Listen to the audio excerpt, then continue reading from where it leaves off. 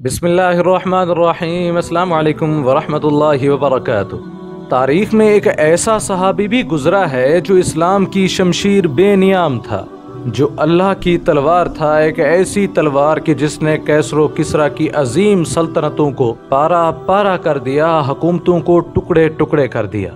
एक ऐसी तलवार कि जिससे दुनिया थर्रा गई, सलातीन आलम लरस गए, दुश्मन खौफ से कांप गए। वो जिस तरफ रुख करती फतह का सैलाब बहाती चली जाती और अपने मुखालफीन को तहस नहस करती जाती। तारीख इस तलवार को सैफुल्लाह के लक़ब से याद करती है, जिनका असल नाम खालिद बिन वलीद रज़ी अल्लाह ताला अन्हु है। जर्नैल इस्लाम के लक़ब से भी उनको नवाजा गया। मोहतरम नाज़रीन किराम, खालिद बिन वलीद रज़ी अल्लाह ताला अन्हु के कारनामे निहायत ही हैरत अंगेज हैं कि जिन्होंने नाकाबिले तस्खीर किलों को फतह किया, हर जिहाद में फतह याब हुए, हर दुश्मन को ज़ेर किया। हमारी इस सीरीज का मरकज भी उन्हीं की शुजाअत को बयान करना है कि शायद उनके जिक्र से हमारी सोई हुई गफलत बेदार हो जाए। मोहतरम नाज़रीन, ये वाक़या 8 हिजरी का है कि जब एक मुसाफिर अरब के खौफनाक सहराओं में अकेला चला जा रहा है। वो आला नस्ल के जंगी घोड़े पर सवार है, उसकी कमर से तलवार लटक रही है, हाथ में बर्छी है, कद दराज, सीना चौड़ा, न रहजनों का डर है, न सहराओं की तपिश की कोई परवाह।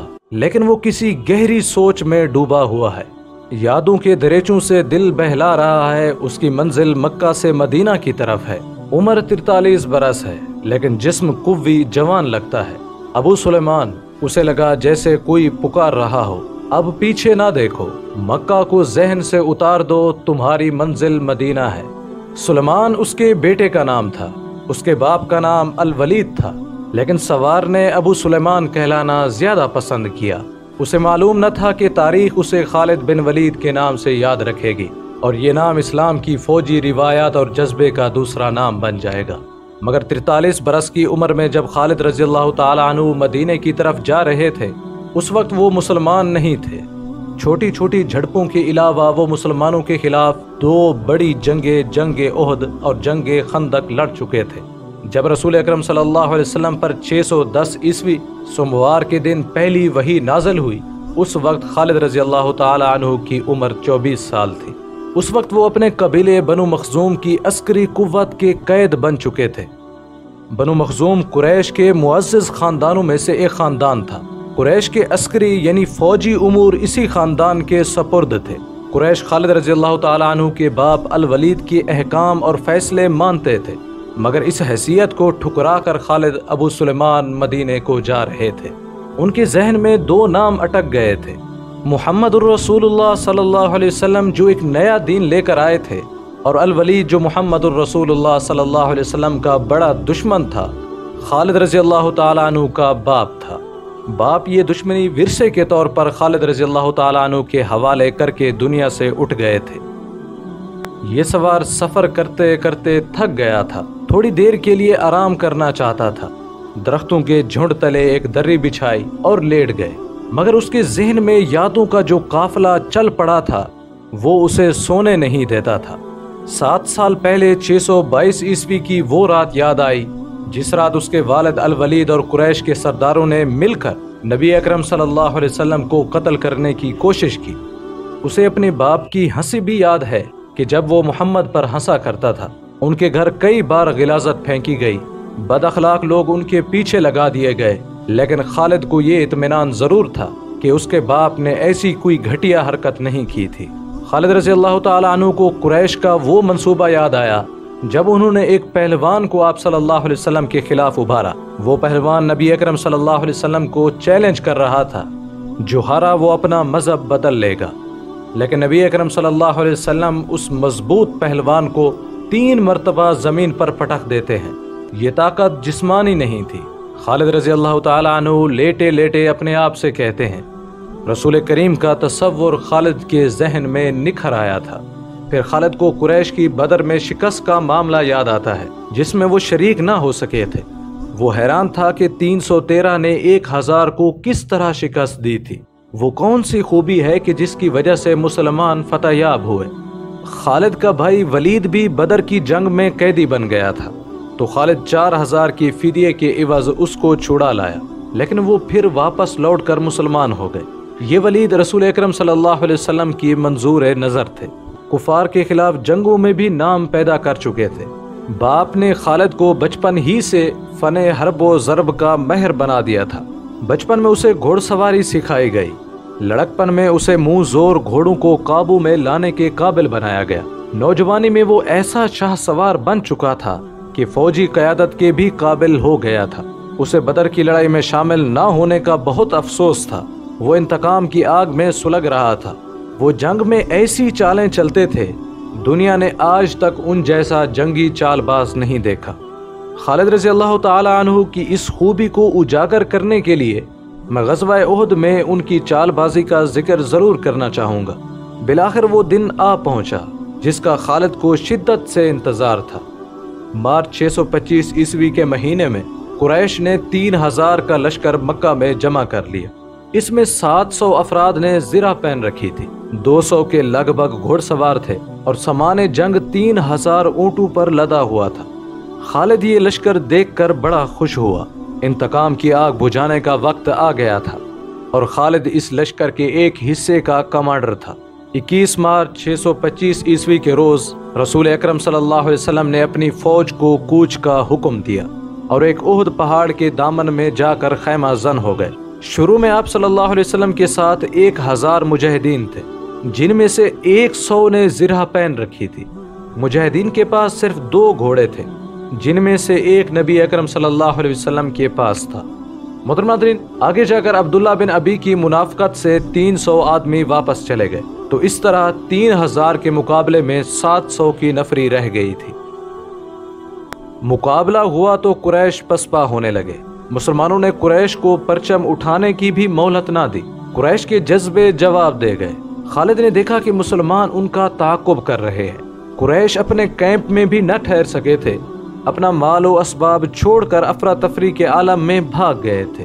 مسلمان فتح کے نعرے لگانے لگے، لیکن خالد ایک ایسی چال چلتے ہیں جس سے مسلمان پسپا ہو جاتے ہیں۔ وہ اس طرح قریش کے گھوڑ سواروں کے ایک دستے کا کمانڈر اکرمہ اور دوسرے کا خالد تھا۔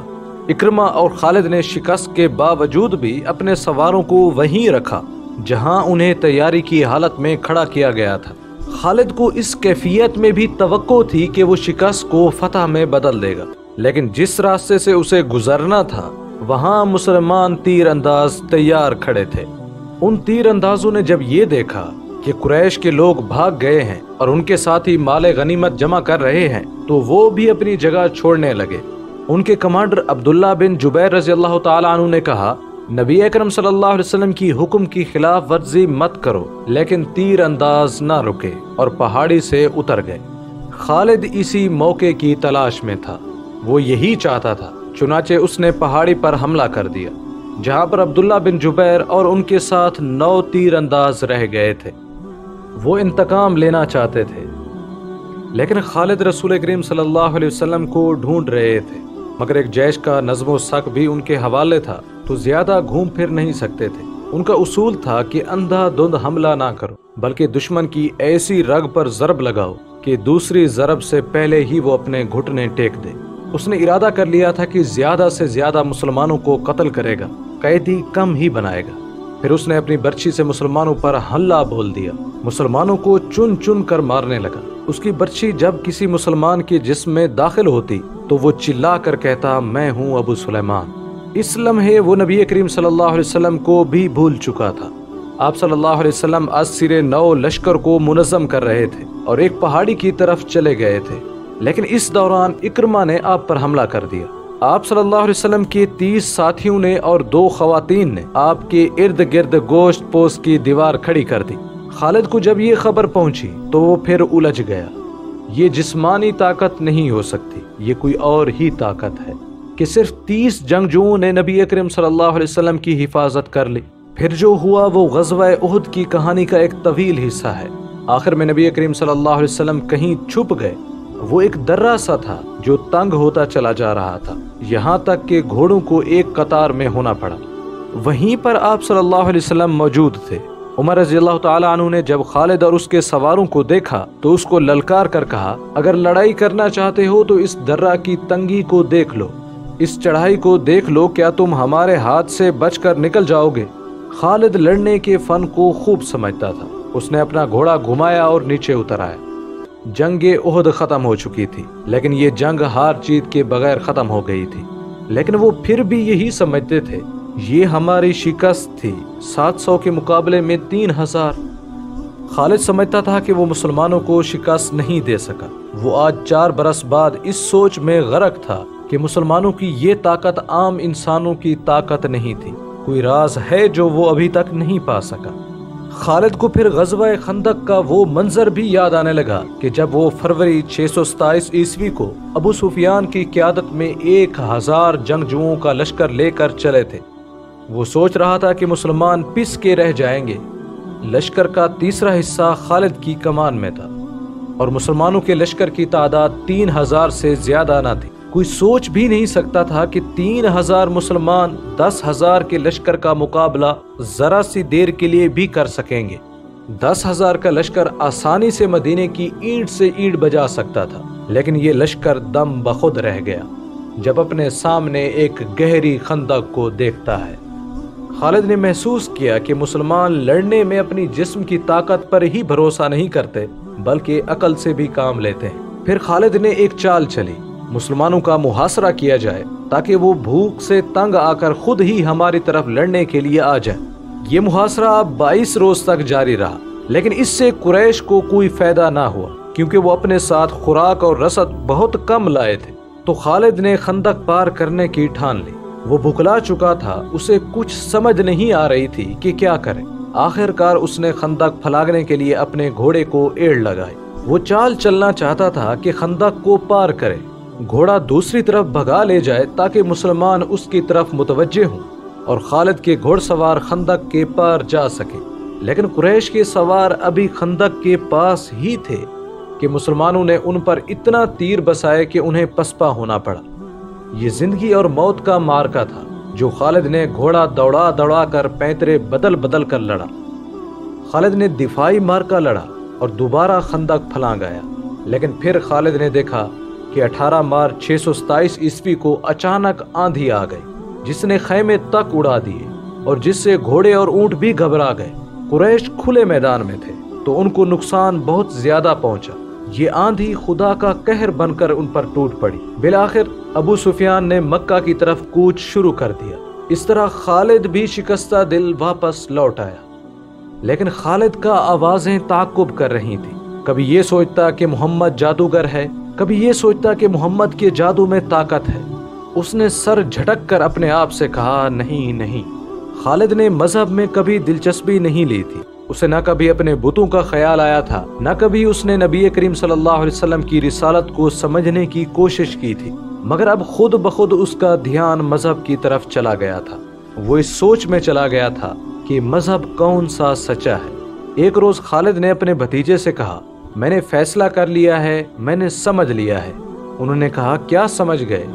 خالد نے جواب دیا، محمد صلی اللہ علیہ وسلم جادوگر نہیں ہے، شاعر بھی نہیں ہے۔ میں نے محمد صلی اللہ علیہ وسلم کو دشمن سمجھنا چھوڑ دیا ہے اور میں نے محمد صلی اللہ علیہ وسلم کو خدا کا رسول تسلیم کر لیا ہے۔ اکرمہ نے کہا، کوئی نہیں مانے گا کہ ولید کا بیٹا اپنا مذہب چھوڑ چکا ہے، لیکن اگلے ہی روز مکہ میں ہر کسی کی زبان پر یہی الفاظ تھے۔ خالد بن ولید محمد کے پاس چلا گیا ہے۔ خالد یادوں کے ریلے میں بہتا ہوا مدینہ کو چلا جا رہا تھا۔ اسے گھوڑے کی ٹاپ سنائی دی۔ اس نے عمر بن العاص اور عثمان بن طلحہ کو اپنے پاس آتے دیکھا۔ انہوں نے بھی کہا کہ ہم مدینے میں جا رہے ہیں محمد صلی اللہ علیہ وسلم کا مذہب قبول کرنے کے لیے۔ وہ 31 مئی 628 عیسوی کا دن تھا جب تاریخ اسلام کے 2 عظیم جرنیل خالد بن ولید رضی اللہ تعالی عنہ اور عمر بن العاص رضی اللہ تعالی عنہ مدینے میں داخل ہوئے۔ وہ تینوں رسول کریم صلی اللہ علیہ وسلم کے حضور پہنچے۔ تینوں نے اسلام کی خواہش ظاہر کی۔ رسول کریم صلی اللہ علیہ وسلم اٹھ کھڑے ہوئے اور تینوں کو باری باری گلے لگایا۔ ناظرین کرام، پھر جنگ موتا ہوتی ہے اور مسلمانوں کے 3 سپہ سالار شہید ہو جاتے ہیں۔ خالد بن ولید رضی اللہ تعالی عنہ وہاں کیا جوہر دکھاتے ہیں جس میں انہیں سیف اللہ کے لقب سے نوازا جاتا ہے۔ یہ سب کچھ اور بھی بہت کچھ آپ جانیں گے اس سیریز کے پارٹ 2 میں۔ اس ویڈیو کے بارے میں کمنٹ سیکشن میں اپنی رائے کا اظہار ضرور کریں۔ امید کرتے ہیں یہ ویڈیو آپ کے علم میں اضافے کا سبب بنی ہوگی۔ اگر یہ ویڈیو آپ کو اچھی لگی تو اسے لائک کریں اور شیئر بھی کر دیں۔ ملتے ہیں ایک نئی ویڈیو کے ساتھ، تب تک کے لیے اجازت دیں۔ السلام علیکم ورحمۃ اللہ وبرکاتہ۔ اللہ اللہ اللہ اللہ اللہ اللہ اللہ